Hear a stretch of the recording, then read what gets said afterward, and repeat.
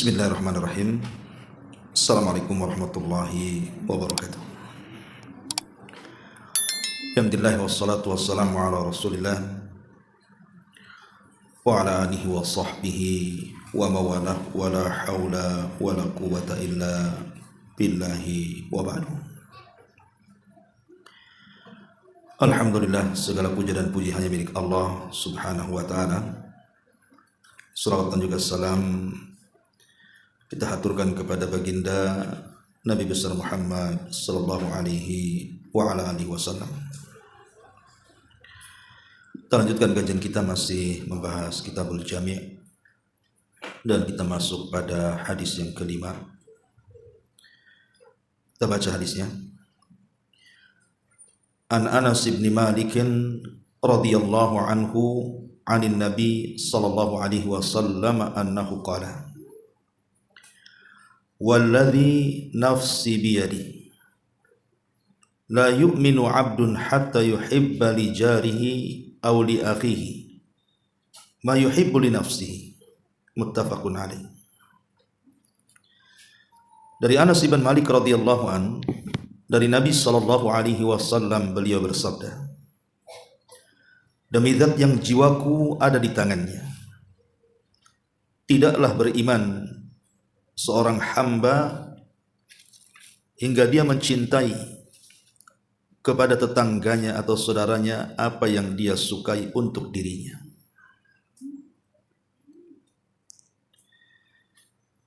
Kemudian hadis yang keenamnya,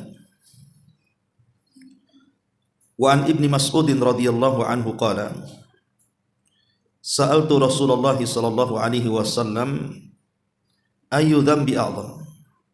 Qala an taj'ala lillahi niddan wa huwa khalaqak. Qultu thumma ayyu? Qala an taqtula waladaka khasyata an ya'kula ma'ak. Qultu thumma ayyu? Qala an tuzaniya halilata jarik. Muttafaqun alaih. Dari Ibnu Mas'ud, dia berkata, saya bertanya kepada Rasul sallallahu alaihi wasallam tentang dosa. Dosa apa yang paling besar wahai Rasul? Maka beliau bersabda, engkau menjadikan sekutu bagi Allah padahal Dia yang menciptakan kamu. Aku bertanya lagi, lalu apa lagi wahai Rasul? Beliau menjawab, engkau membunuh anakmu karena takut dia makan bersamamu. Kemudian aku bertanya lagi, lalu apa wahai Rasul? Beliau menjawab, engkau berzina dengan istri tetanggamu. Muttafaqun alaih. Baik, kita akan jelaskan pertama hadis yang ke-5. Hadis ini menjelaskan kepada kita tentang hukukul jiran, hak-hak bertetangga. Nah, salah satu hak bertetangga dalam hadis ini adalah kita tidak dinyatakan sempurna imannya kalau kita belum mencintai tetangganya. Baik, kita akan jabarkan. Sebelumnya kita akan menjelaskan siapa tetangga kita itu. Ada yang mengatakan bahwa tetangga itu man shalla ma'aka subha fil masjid fahuwa jarun lak. Orang yang salat bersamamu di waktu subuh di dalam masjid, itulah tetanggamu. Artinya orang kalau tidak pernah ke masjid berarti bukan tetangga, menurut definisi yang pertama. Ada juga yang mengatakan tetangga itu adalah man sami'an nida fahuwa jarun lak. Orang yang mendengar suara azan. Jadi sampai mana kalau di sini ada masjid, kemudian muazzin mengumandangkan azan, sampai di mana, rumah yang mana itu suara terakhir azan didengar, maka sejauh itulah tetangga kita. Ini pendapat Ali radhiyallahu anhu. Ada juga yang mengatakan seperti pendapat Imam Auza'i bahwa haddul jar itu arba'una daran. Batasan orang itu dianggap tetangga adalah 40 rumah dari rumah kita. Jadi 40 rumah ke samping, 40 rumah ke depan, ke belakang, ataupun kiri kanan. itulah dikatakan tetangga kita. Bahkan ada yang meluaskan tetangga itu ya satu desa, satu kota, ada yang mengatakan seperti itu. Tapi yang jelas bahwa tetangga yang harus kita perhatikan tentu tetangga yang paling dekat dengan rumah kita. Dan Jibril alaihi salatu wassalam selalu mewasiati Nabi sallallahu alaihi wasallam agar berbuat baik kepada tetangganya, sampai-sampai Rasul menyangka bahwa tetangga itu bagian daripada ahli waris. Saking pentingnya.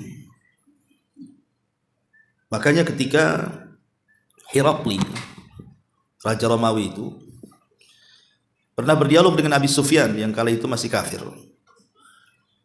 Ketika itu Herakli bertanya soal sosok Nabi yang menyurati dirinya. Dan dia bertanya kepada Abi Sufyan, bima ya'murukum, apa yang diperintahkan Nabi itu kepada kalian?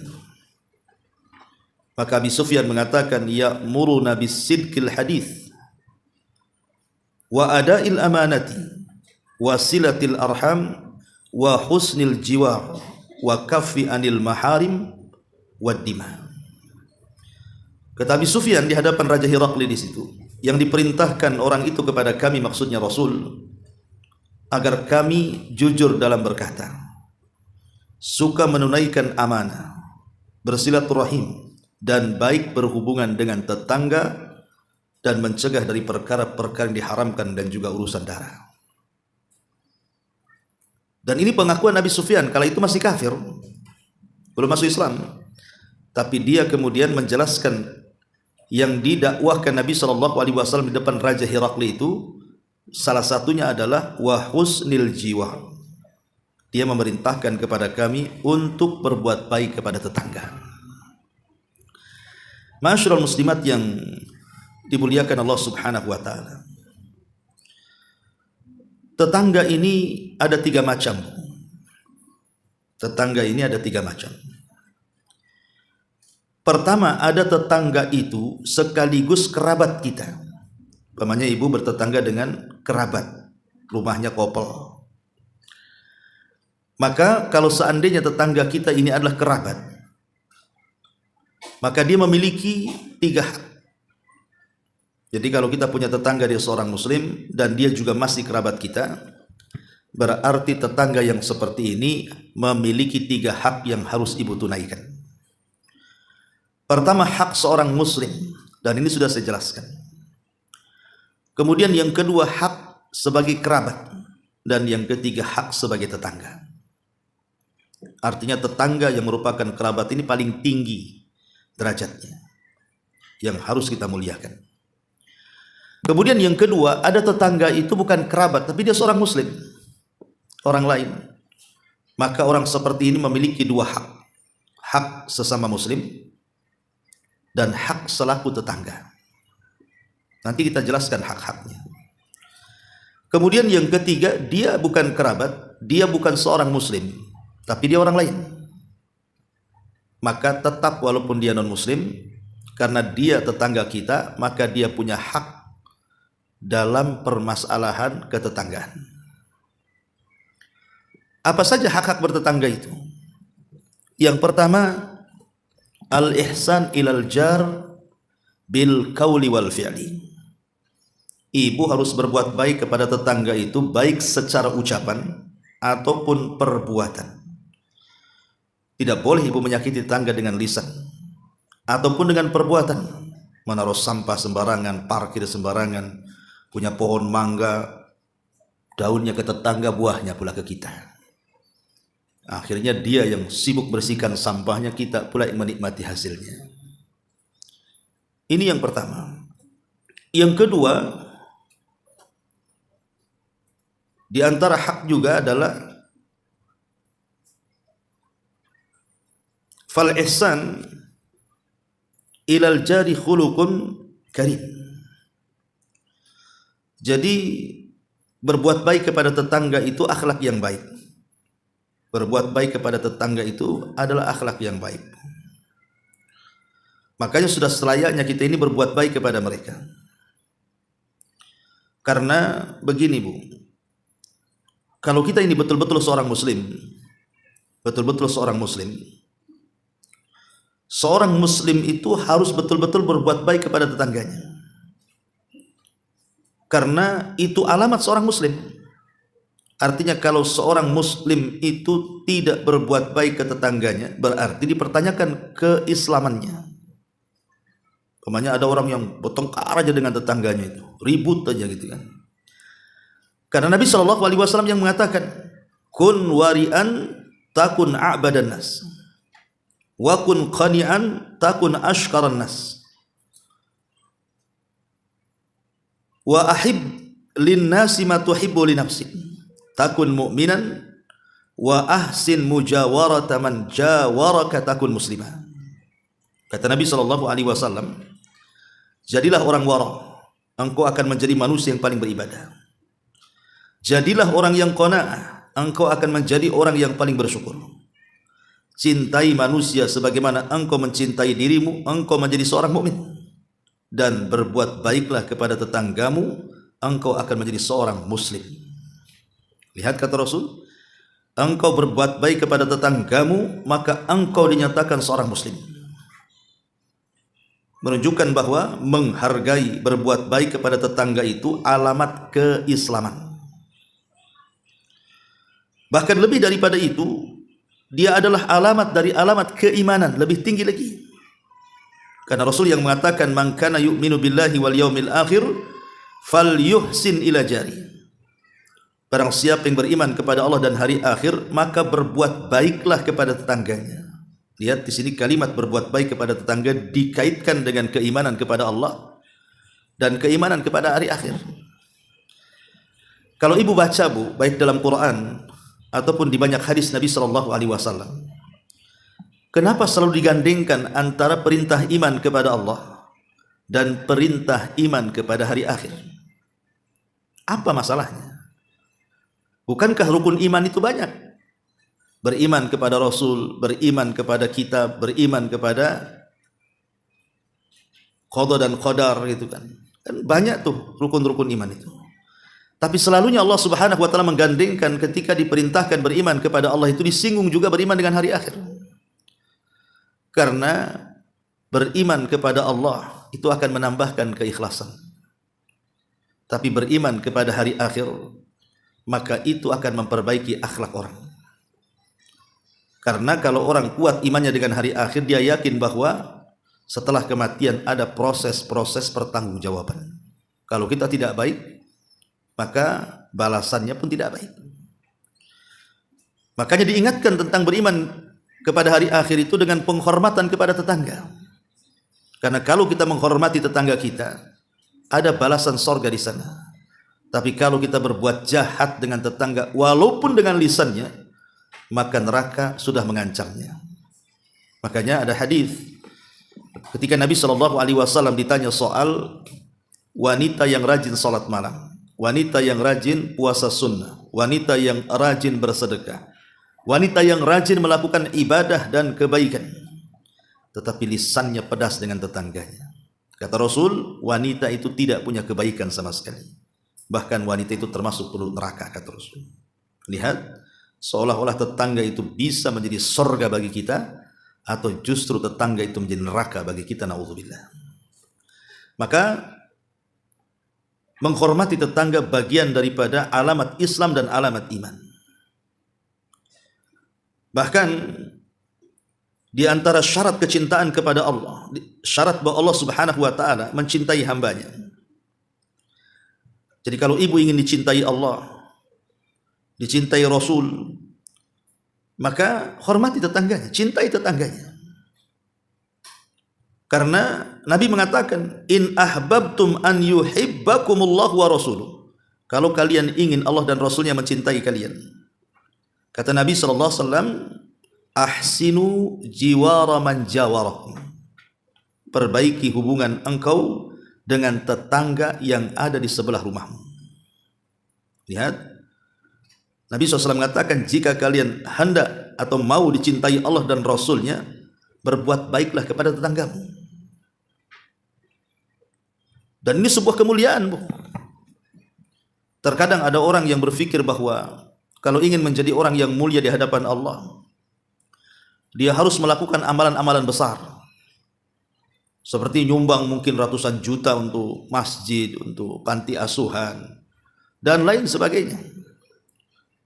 Padahal berbuat baik kepada tetangga yang di sebelahnya itu merupakan alamat dari alamat kita ini mendapatkan kecintaan Allah Subhanahu wa taala. Dan kalau Allah sudah cinta dengan kita, maka Jibril pun akan cinta dengan kita. Kalau Jibril sudah cinta dengan kita, maka seluruh malaikat akan cinta dengan kita. Dan kalau Allah, Jibril dan seluruh malaikat sudah cinta dengan kita, karena Allah cinta dengan kita, maka Allah akan meletakkan kita ini pantas hidup di bumi. Bahkan kalau kita lihat faedahnya lebih luas lagi, berbuat baik kepada tetangga ini bisa menambah umurmu, bahkan bisa menambah rezeki. Dan itu disebutkan dalam sebuah hadis, di mana Nabi SAW ketika menyebutkan wa husnul jiwar ya'murani diyar wa yazidani fil umri. Seseorang yang berbuat baik kepada tetangganya itu bisa memakmurkan rumahnya dan bisa menambah umurnya. Berarti mafhum mukhalafahnya apa, Bu? Kalau ibu jahat sama tetangga berarti pendek tuh umurnya tuh. Nah, karena orang yang berbuat baik kepada tetangga bisa memanjangkan umurnya. Dan ini luar biasa gitu ya. Bahkan lebih daripada itu, Nabi SAW pernah ditanya, ya Rasulullah, dullani ala amalin idza amiltu bihi dakhaltul jannah. Rasul, bisa enggak kau tunjukkan kepadaku satu amalan yang kalau aku mengamalkannya Allah masukkan aku ke surga? Maka Nabi SAW menjawab, kun muhsinan, jadilah orang baik, kata Rasul. Orang ini mengatakan, ya Rasulullah, kepada siapa aku berbuat baik? Maka Nabi SAW mengatakan, berbuat baiklah kepada tetanggamu. Berbuat baiklah kepada tetanggamu. Kalau tetanggamu datang dengan kebaikan kepadamu, maka berbuat baiklah kepada dia. Tapi kalau tetanggamu datang dengan ketidakbaikan kepadamu, tetap kau berbuat baik kepada dia. Dan di sini menunjukkan bahwa di antara sebab orang dimasukkan ke dalam surga itu adalah berbuat baik kepada tetangga. Jadi intinya bahwa poin yang pertama dari hak bertetangga adalah berbuat baik kepada mereka, baik dengan ucapan kita atau dengan perbuatan kita. Dan jangan juga menyakiti tetangga dengan ucapan kita ataupun dengan perbuatan kita. Kadang-kadang gini, Bu, di masyarakat awam ini, ya saya kira bukan orang awam saja, kadang yang ngaji juga lah ini, yang mungkin ngajinya belum dalam, mungkin bahasanya mainnya belum jauh. Jadi penyakit hasad itu terkadang suka ada tuh kepada tetangganya itu, sehingga ketika kemudian Allah Subhanahu wa taala berikan nikmat kepada tetangganya, bukannya dia bersyukur dengan mengatakan alhamdulillah, tetangga saya kau beri nikmat ya Allah, maka berikan nikmat juga kepadaku yang jauh lebih baik daripada tetanggaku. Harusnya ngomong gitu kan, Bu. Ini tidak. Langsung suudzon. Kok bisa dibeli mobilnya? Dari mana tuh? Jangan-jangan sewa mobilnya. Kok bisa dia bangun rumah? Uangnya dari mana? Jangan korupsi suaminya. Lah ini hasad ini yang kadang-kadang ini akhirnya bukan hanya terjerumus kepada hasad, tetapi lebih daripada itu jadi ghibah. Lebih daripada itu akhirnya suudzon, berburuk sangka, lahirlah banyak dosa di situ. Makanya, Bu, bersihkan kita ini, jangan pedulikan tetangga. Harusnya kalau saudara kita senang, harusnya kita ikut senang. Ini tidak, kadang-kadang kita yang susah gitu ya. Jangan sampai istilah para ulama itu halakal hasid qabla al mahsud. Jangan sampai orang yang hasad itu lebih binasa dibandingkan orang yang dihasadi. Karena kenyataannya begitu, Bu. Tetangga yang beli mobil itu tenang-tenang saja, makin sehat dia. Ini tetangga yang hasad makin stroke dia. Apa dia? Tinggi darahnya tuh. Kok makin hari kok makin enak aja hidup dia. Jadi ini yang harus diwaspadai. Jangan menyakiti dengan lisan ataupun dengan perbuatan. Apalagi kalau langsung lagi negornya. Lebih bahaya lagi. Ini yang pertama. Yang kedua, di antara hak bertetangga itu, rutinkan memberikan hadiah. Rutinkan memberikan hadiah kepada tetangga. Karena Nabi SAW pernah menasihati seorang sahabat namanya Abi Dzar. Apa kata Rasul? Ya Aba Dzar, idza tabakhta marakatan fa'aksir ma'aha wa ta'ahad jiranaka. Wahai Aba Dzar, kau kalau masak perbanyak kuahmu. Habis itu kau bagi-bagi tetanggamu. Lihat bagaimana Abu Dzar disarankan oleh Nabi SAW untuk masak banyak. Bagikan tetangganya. Ibu beli ayam 1 on, kasih kuahnya 1 dandang, Bu. Yang penting kan rasanya. Ibu beli mie, kan ada ibu kalau beli mie instan itu kan, Bu, rasa sapi, rasa ayam. Tak ada ayamnya di situ, Bu. Ya, tapi kan rasanya tuh. Ya. Nah, coba kayak gitu. Janganlah Ustaz tersinggung nanti tetangga. Ya ibu ngomong saya hanya ngasih kuahnya. Nah, kalau mau nyemplungin terserah kuah apa kan gitu. Tapi ini kan sebuah hukum dari Nabi SAW, maksudnya bukan seperti itu. Karena kan kondisi para sahabat dulu kan beda. Kenapa diperbanyak kuahnya? Ya mungkin untuk cocolan roti atau apa kan, Bu. Ya. Jadi tidak juga harus saklek dengan hadis ini, tidak juga. Ya ibu masak yang enak lah untuk tetangga. Kadang-kadang ibu masak enak, asapnya masuk ventilasi tetangga, kadang-kadang tetangga pula nyium. Pas ibu makan, bunyi pula mulutnya, kedengaran pula sama tetangga. Jadi ini diantara hak kasih lah, walaupun hanya makanan, walaupun hanya 1 potong, 2 potong lauk. Kadang-kadang, Bu, pemberian itu tidak seberapa. Pemberian itu tidak seberapa, tapi terkadang penilaian itu luar biasa. Coba saja ibu, mungkin awalnya agak malu-malu kasih sikit-sikit, tapi kalau terus-terusan, ketika ibu tidak ada, ibu pindah rumah gitu ya, udah nggak ada di sini lagi, itu pasti akan mengalir tuh dari pujian tetangga itu. Pasti dia akan cerita, oh iya dulu aku punya tetangga baik kali orangnya, itu selalu ngasih makan ke rumah. Pasti ada pujian tuh di belakangnya, Bu. Tapi kalau ibu hanya asapnya ke tetangga, ibu pindah, itu jadi bahan gerutuan tuh. Alhamdulillah katanya, nggak ada orang itu katanya. Ya. Jadi ini juga harus diperhatikan. Di antara hak bertetangga adalah ta'ahuduhu bil hadiyati bainal hini wal akhar. Memberikan hadiah ya kepada tetangga, ya sewaktu-waktu kita kasih hadiah. Ya tidak harus dengan makanan, dia tetangga punya anak, ya kasih uang berapa untuk jajan dia atau permen. Karena ada di zaman sahabat itu, ada seorang sahabat, saya lupa namanya, kemana mau bawa permen, Bu. Jadi kalau ada anak tetangga dikasih dia. Dan itu dijadikan amal soleh dia. Ya. Ma'asyiral muslimat yang dimuliakan Allah Subhanahu wa taala.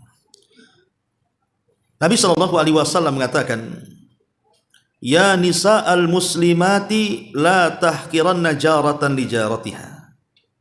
Walau firsana syatin. Ya. Wahai wanita-wanita muslimat, jangan remehkan antar tetangga dengan tetangga yang lainnya.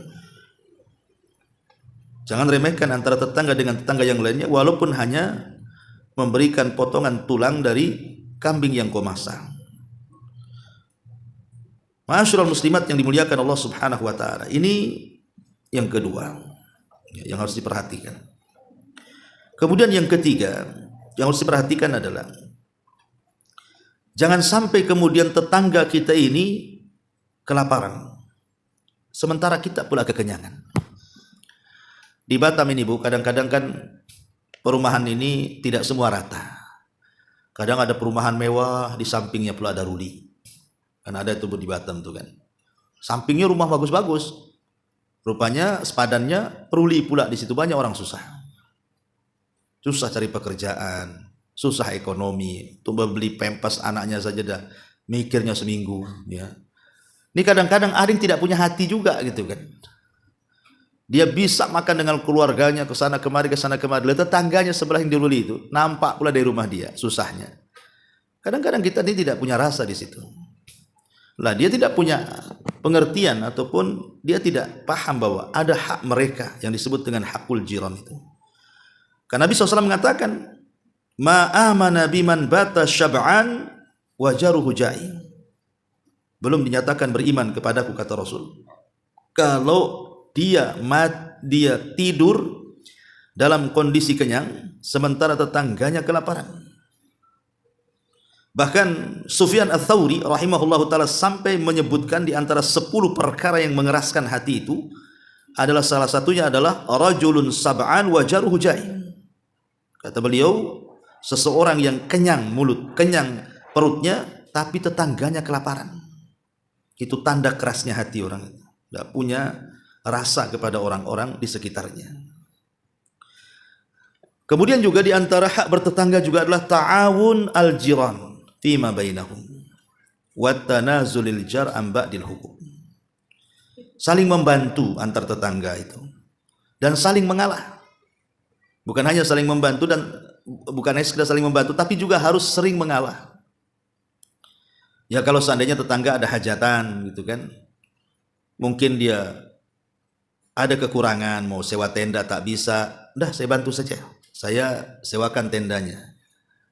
Oh peralatan dapurnya tidak ada, di rumah saya banyak gelas tuh, ya bawa aja semua, tapi balikin ya. Jadi seperti itu Bu, bantu. Atau tanazul. Tanazul itu artinya jangan, pamannya ini kan kita yang namanya bertetangga itu pasti ada pertengkaran, tidak mungkinlah tidak ada pertengkaran. Satu tangga ataupun selisih paham mesti ada lah antar tetangga itu. Lah di sini di antara hak bertetangga kalau bisa kita yang tanazul, kita yang merasa salah, kita yang menyerah gitu ya. Seolah tetangga yang benar walaupun dia yang salah sebenarnya. Itu namanya tanazul. Ya, jadi tujuan kita itu supaya jangan bertengkar, intinya seperti itu. Menghindari pertengkaran dengan cara tanazul tadi. Udahlah, saya mengalah saja. Ya. Kemudian juga di antara hak al-jiran adalah menjaga kehormatannya. Siyanatu irdihi. Menjaga kehormatannya. Di antara bentuk menjaga kehormatan itu jaga kemuliaannya. Jaga kemuliaannya, jaga aibnya, jangan sampai kemudian tersebar aibnya. Jaga pandangan kita dari keluarganya. Jangan sampai kemudian menimbulkan hal-hal yang tidak disukai tetangga kita. Jaga kehormatan. Karena kan masing-masing mesti kalau bertetangga itu sedikit banyak kita kan tahu aib tetangga kita itu. Nggak mungkin lah kalau kita bertetangga lama kita tidak tahu umpamanya sifat dia pemarah atau mungkin kehidupan dia mungkin kurang bagus gitu kan. Pokoknya mesti kalau bertetangga itu tahulah sedikit banyak tentang aib-aib dia. Maka sebisa mungkin kita sebagai tetangganya tutup aib dia. Tutup aib dia. Man satara musliman satarallahu yaumal qiyamah. Barang siapa yang menutup aibnya seorang muslim, maka Allah akan tutup aibnya pada hari kiamat. Karena justru banyak di antara kita itu yang membicarakan tetangganya.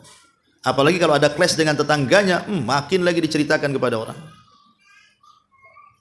Tahu nggak kenapa? Aduh saya punya tetangga itu. Mulai itu ya kalau sudah ngomong gitu tuh. Ada apa dengan tetangganya? Mulai diceritakan dari A sampai Z tuh.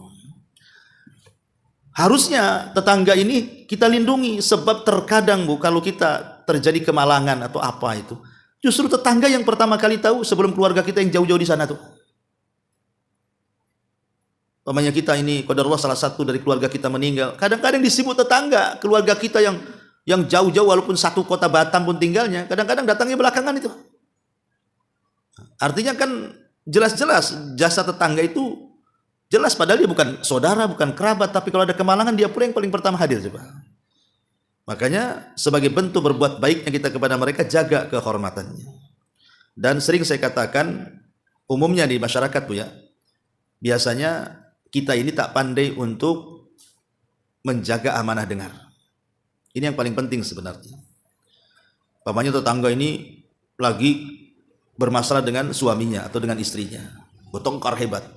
Suaranya sampai pula ke rumah ibu karena kopel masalahnya. Apalagi ibu sudah lubang itu. Ya. Jadi ibu dengar semua tuh masalah dua orang ini. Harusnya yang ibu harus pahami kan langsung ibu nggak mau dengar kan? Ambil kapas sumpellah telinga tuh. Kalau bisa ibu jangan dengar, enggak sengaja ibu pepetkan tuh kuping di tembok tuh. Makin didengar lagi. Lebih parah lagi ketika suami ibu datang, diceritakan sama suami.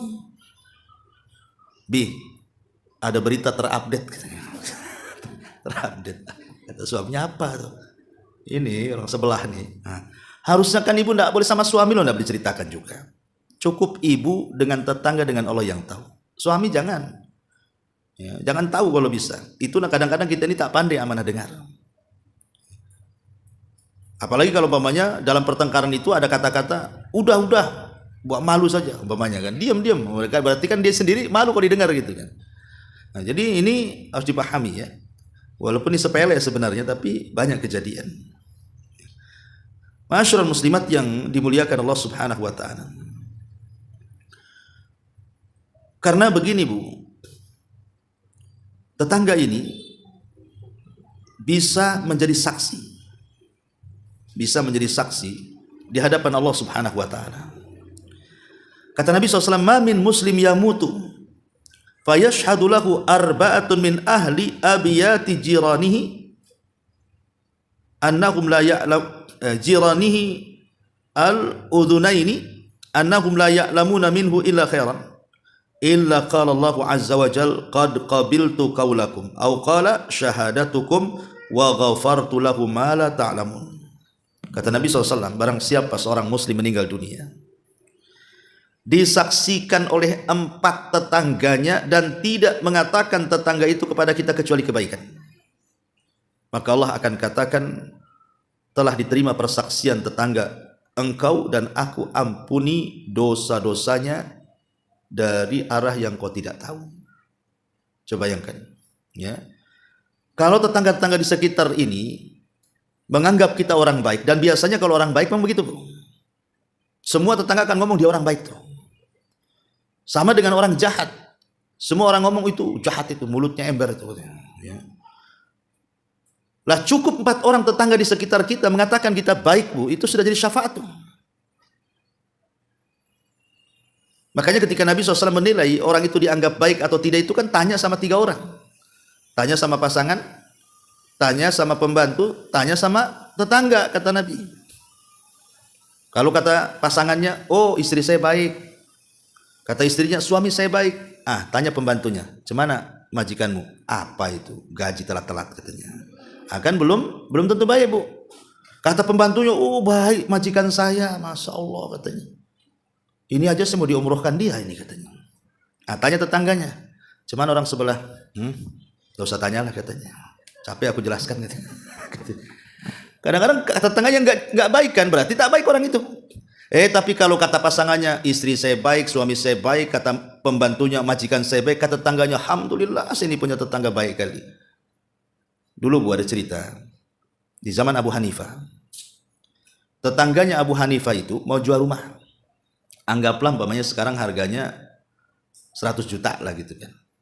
Banyak yang nawar Bu. Gimana nggak banyak? Tetangganya Abu Hanifah, ulama, dermawan, orang alim, ya, semua pengen beli itu. Setelah banyak yang nawar, dinaikkan 200 juta Bu. Nah, itulah kadang-kadang ya kan.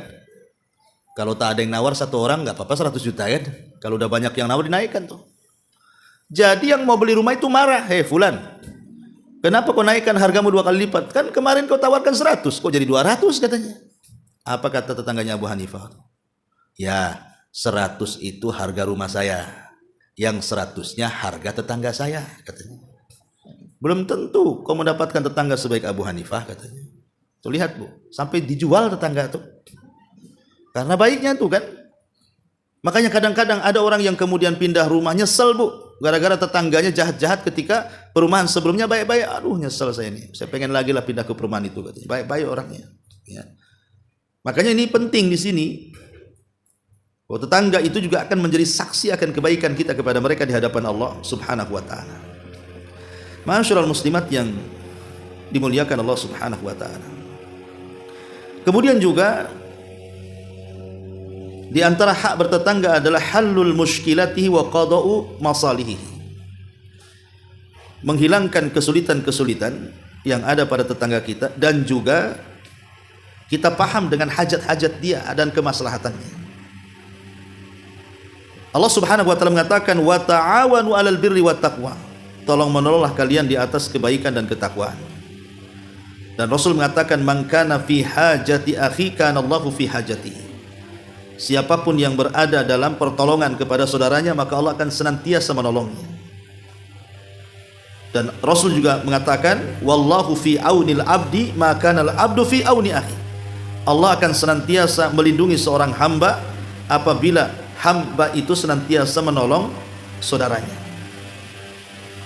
Dari hadis-hadis ini kita menunjukkan di antara hak bertetangga adalah kita paham dengan hajatnya. Kita paham dengan kesulitan-kesulitan yang dihadapinya. Aduh, ini ada penyemprotan kayaknya Bu ya. Kita jeda dulu.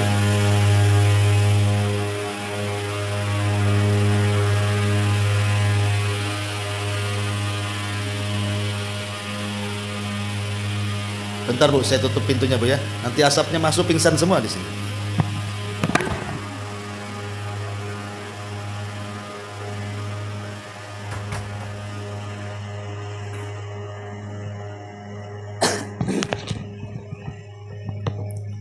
Baik, kita lanjut. Jadi antara hak bertetangga adalah tahu hajat dan kebutuhannya dan tahu masalah-masalahnya. Namanya orang kan suka bergaul Bu dengan tetangga. Mesti kan tetangga itu kadang-kadang membicarakan, ada yang vulgar kadang-kadang kan berbicara tentang kesulitannya. Ada yang malu-malu, dia mau ngomong juga malu sama kita padahal minta bantuan kita. Ada yang mempermisalkan orang padahal dia macam-macam kan keluhan-keluhan tetangga itu ya. Maka kita sebagai tetangganya harus peka tuh. Harus peka alur cerita dia itu kemana ya. Oh, nampak murung, ini ada masalah ini.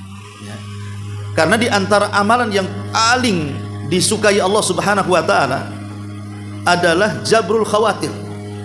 Macam mana menyenangkan hati manusia. Kata Nabi sallallahu alaihi wasallam, sururun tudkhiluhu ala qalbil muslim. Kebahagiaan yang kau tanamkan kepada hati seorang muslim. Kebahagiaan yang kau tanamkan kepada hati seorang muslim itu amalan yang paling dicintai Allah Subhanahu wa taala. Ini juga bagian daripada hak bertetangga kan, paham dengan kesulitan tetangga. Termasuk juga Bu, kalau ibu mau jual rumah nih Bu, ibu mau jual rumah, yang harus ibu lakukan sebelum ibu jual ke orang lain itu tawarkan ke tetangga dulu Bu. Nggak boleh main naruh harga atau diiklankan di mana gitu ya. Siapa tahu tetangga memang pengen membeli rumah kita. Karena kalau seandainya Bu, ibu menjual rumah ini kepada orang lain, kemudian yang membelinya orang jahat, berarti berdosa Bu ya. Yang tadinya ibu yang menempati rumah itu tetangga aman-aman saja, tiba-tiba yang membeli rumah itu orang jahat, akhirnya tidak aman-aman. Nah, begitu Bu, itu masalahnya. Itu jadi dosa jariah itu nantinya ya Bu ya. Kalau ibu mau jual rumah, tolong tawarkan tetangga dulu, mau beli rumah saya enggak kan itu. Kalau nggak ada sama sekali, nah barulah kita jual ke orang kan Bu. Yaitu tadi supaya nanti yang menempati rumah kita itu bukan orang yang jahat. Ya syukur-syukur dapat orang baik kan. Tapi kan kita kadang-kadang pembeli rumah itu kita tidak tahu siapa dia.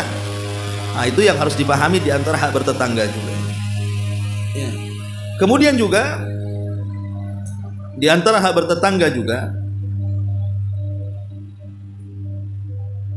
Nabi Shallallahu Alaihi Wasallam bersabda tentang unsur akhaka zaliman au madluman. Tolonglah saudaramu, apakah dia di posisi orang yang berlaku zalim ataukah di posisi orang yang dizalimi. Tolong saudaramu, termasuk juga dalam hadis ini mencakup tetangga juga. Ya kalau tetangga ini orang zalim, ibu cegah kezalimannya. Pemain tetangga ini kalau nyetel musik kencang-kencang gitu, bukan kita aja yang terganggu, tetangga-tetangga yang lain pun tetap terganggu kan Bu. Ibu tolong dia dengan cara apa? Cegat itu kezalimannya.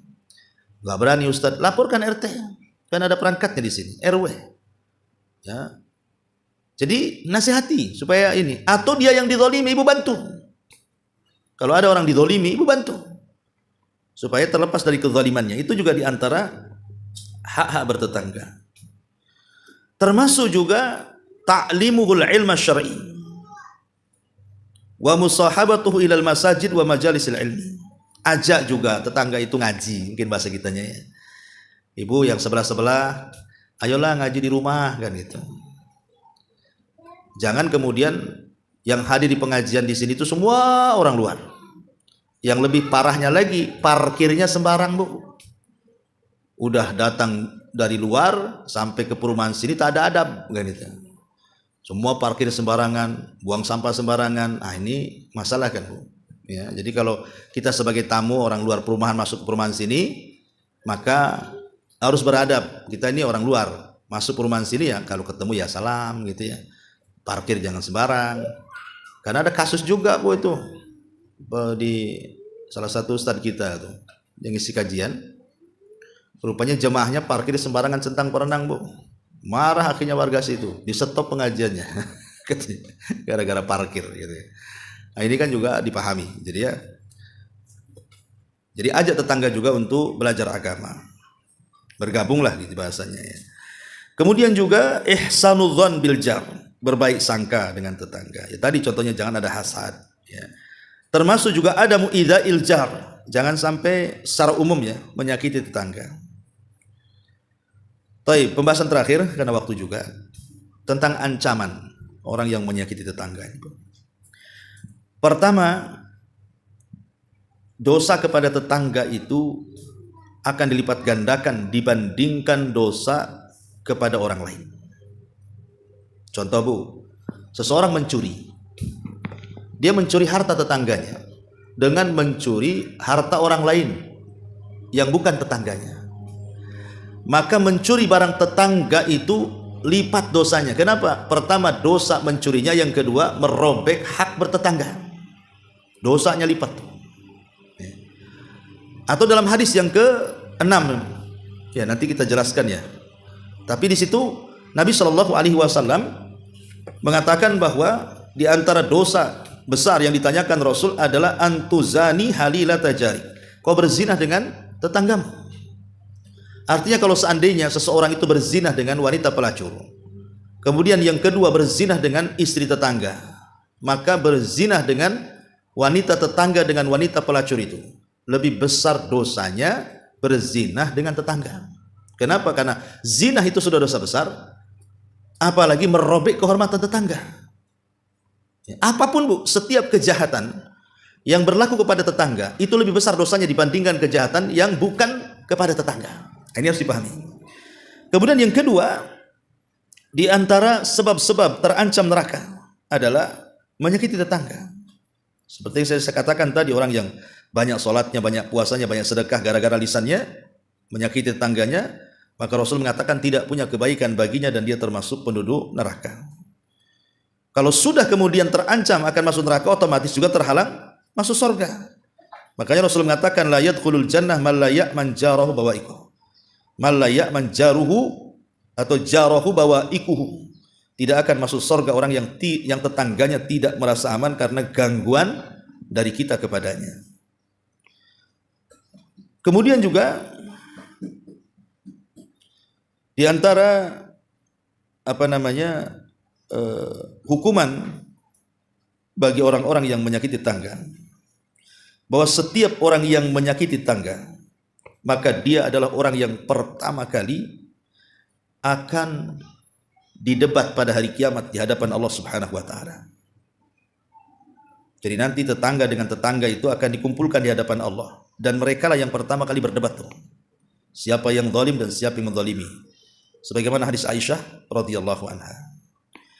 Adapun bentuk-bentuk menyakiti tetangga itu kan banyak, Bu. Bisa ibu mencela tetangga, melaknat tetangga, menggibah tetangga, namimah kepada tetangga, ataupun su'udzon, berburuk sangka kepada tetangga.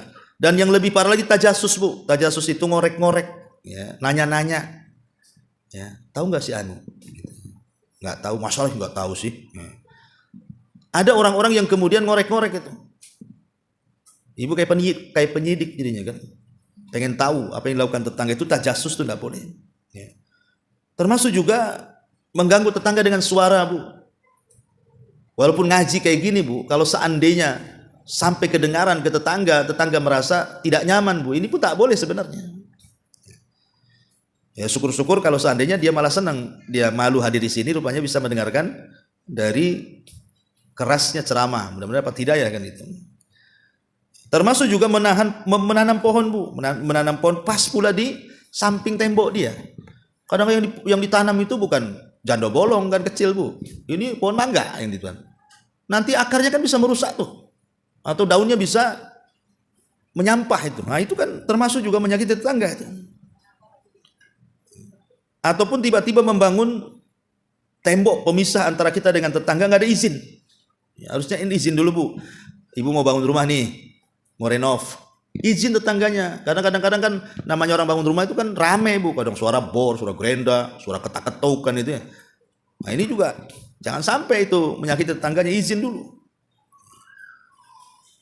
Kemudian juga kadang-kadang masalah jemuran, ya yang jemuran-jemuran yang tidak layak dilihat gitu, umpamanya pakaian-pakaian dalam digantung-gantung, pas pula di depan rumah, samping tetangga.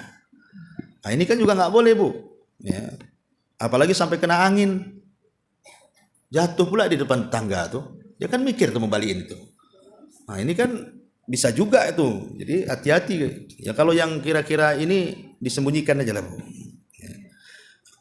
Kemudian juga kadang-kadang membuang sampah. Kalau sampah-sampah kering kan Ibu masih enak lah kan. Kadang-kadang sampah basah. Habis masak ada kepala ikan di situ. Ya kadang-kadang celakanya pula di Batam ini kadang-kadang kan 2-3 hari kadang tukang sampah itu baru ngambil. Jadi busuk duluan. Makanya kira-kira Bu kalau memang tukang sampahnya 2-3 hari baru datang, itu betul-betul dibungkus Bu. Kalau bisa disemprot pakai minyak wangi. Ini supaya jangan sampai kalau bisa itu menyakiti tetangganya dengan baunya, karena itu bagian daripada menyakiti masalahnya.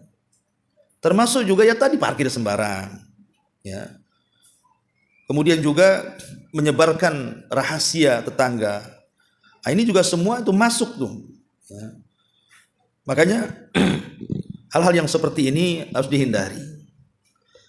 Bagaimana kalau sebaliknya Ustaz? Ini tetangga yang nyakiti saya pula. Saya sudah berusaha tak buang sampah sembarang, dia pula sembarang buang sampah. Saya itu berusaha parkir tak sembarang, dia pula parkir sembarang. Saya berusaha ini, dia pula seperti itu. Maka kalau sebaliknya, ya tentu kita harus sabar lah Bu ya. Namanya kita hidup di masyarakat, kasih contoh yang baik, bersabar. Kata Hasan Al-Basri, laisa husnul jiwar kaful ada anil jar, walakin husnul jiwar as-sabru alal ada minal jar. Katanya Hasan Al-Basri ini, bukanlah kita ini berbuat baik kepada tetangga, adalah mencegah ketika tetangga berbuat jahat, tetapi berbuat baik kepada tetangga adalah sabar ketika tetangga menyakiti kita. Ya. Jadi bukanlah kebaikan bertetangga, kata Hasan Al-Basri, kau cegah keburukan tetangga. Namanya tetangga mau parkir sembarangan, langsung Ibu tulisi, jangan parkir di sini, awas, namanya kan, awasnya besar lagi. Ya. Bukan itu, tetapi Ibu harus sabar, ngelus dada. Aduh, dia ngomong baik-baik lah kan gitu. Ya, kemudian yang kedua juga selain sabar juga, ya gimana lagi? Kita ini kalau memang tidak sabar dan harus pamannya membalas tetangga, maka balaslah yang setimpal Bu. Kalau dia hanya naruh sampah 1 kresek depan rumah kita, kita 1 kresek juga Bu. Jangan pula Ibu nyewa mobil sampah tolong tumpahkan depan rumah dia. Jadi kalaupun mau balas, nah seperti itu ya sesuai dengan kejahatannya. Tapi kan sabar lebih baik. Jangan sampai membalas melebihi kejahatannya. Ibu yang jahat jadinya. Kalau harus membalas kan itu. Nah, ini juga intinya adalah sabarlah dalam bertetangga kalau memang tetangga itu memang kurang ajar dengan kita. Wallahu a'lam, masih banyak sebenarnya juga pembahasannya karena sudah 9:30 juga. Tapi sebelum saya tutup, kita buat 1-2 tanya aja. Silakan.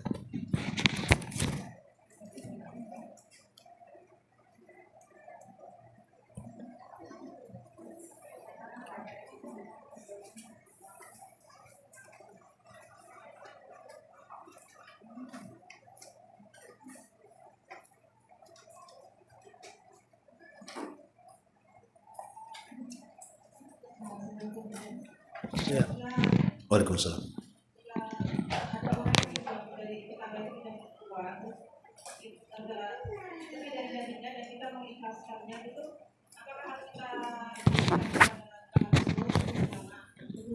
Maksudnya harganya? Misalnya kan tetangga itu menyumbangkan gajinya sebulan.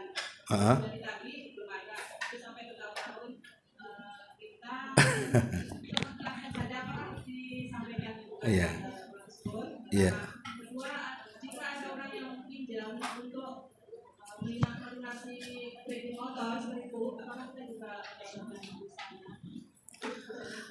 Ya, alhamdulillah. Kalau tetangga hutang dengan kita, ya kewajiban orang hutang bayar. Kalau seandainya dia tak mau bayar pada waktu yang sudah ditentukan, maka ada adab namanya inzarul mu'sir namanya, inzarul mu'sir. Memberikan tangguhan. Ya udahlah, kalau memang nggak bisa bayar, bisa nggak bulan depan? Oh bisa. Akhirnya bulan depan ditagih lagi. Aduh belum ada duit. Ya sudah gini saja. Kan utangnya 10.000, bayar 5.000 aja lah. Umpamanya. Awalnya kan ditangguhkan tuh, kan begitu caranya Bu. Tangguhkan dulu, kalau sudah tidak bisa ditangguhkan kurangi separuhnya. Ya udah nanti bulan depan bayar separuhnya aja ya. Ya, habis bulan depan tak mau bayar Bu. Ya udahlah, saya ikhlaskan saja. Kira-kira yang enak nggak punya tetangga kayak gitu? Diutangi terus lah itu. Maksudnya kita kalau mau berbuat baik kepada tetangga dan nilai juga tidak terlalu banyak. Kalau memang kita bisa mengikhlaskan, ya mengikhlaskan. Tapi kan ada yang kadang-kadang hutang itu nominal besar. Kita juga sudah mengumpulkan dan kita sudah yakin rupanya nggak dibayar-bayar, apalagi kebutuhan kita banyak. Ya boleh kita ini menagih terus. Hutang harus ditagih, apalagi umpamanya kita berhajat gitu ya. Dan kita boleh menyita barang-barang yang seharga uang kita.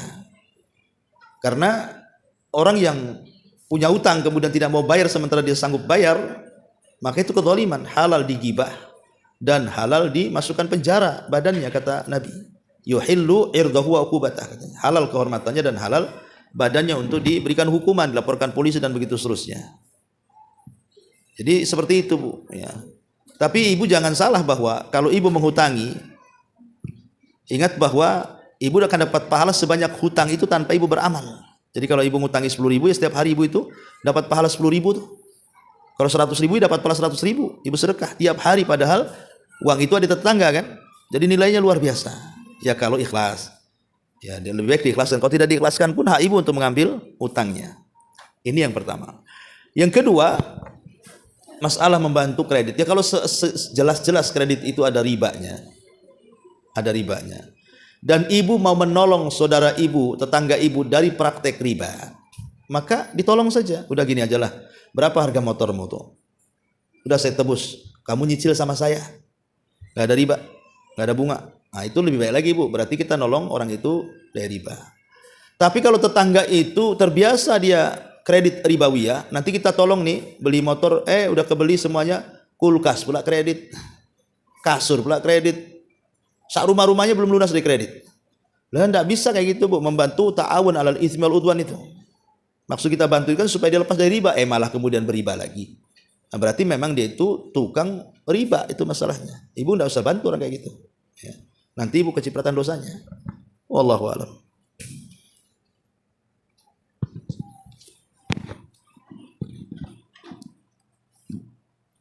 Oh ya Bu, sudah hampir 37 ini. Nanti ke sana telat.